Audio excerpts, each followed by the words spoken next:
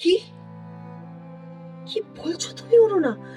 সুনীলের ঘরে সুনীলের সঙ্গে তুমি থাকবে মানে সেটা কি কি করে?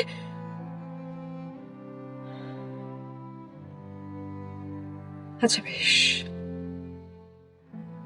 তোমাকে নিষেধ করবার মতন শক্তি বা আমার কোথায় আছে বলো? নইলে একজন মা হয়ে বিয়ের আগে তোমাকে এই অনুমতিটা আমি দিতে পারতাম না অরুণা, কিছুতেই পারতাম না। তুমি দেখো, তোমার চেষ্টায় যদি কিছু করতে পারো, আমার আমার ছেলেটাকে, আমার আমার সুনীলকে যদি সত্যি সুস্থ করে তুলতে পারো, পারবে? পারবে অরুণা? পারবে? বলো পারবে?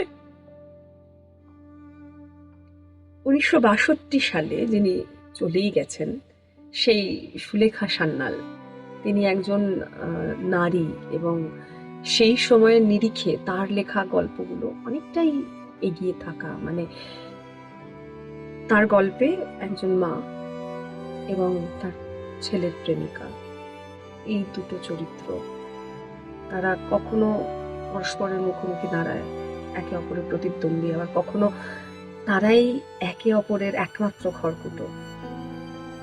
সেই জায়গা থেকে ওই সময়ের নিরিখে এই গল্পের যে কনসেপ্ট, সেটা এতটাই এগিয়ে থাকা যে সেটা সত্যি সময়ের থেকে এই গল্পকে অনেকটা এগিয়ে দেয়। শুনুন সুলেখা সান্যালের লেখা গল্প নির্লজ্জ, শুধুমাত্র নটার গল্প ইউটিউব চ্যানেলে।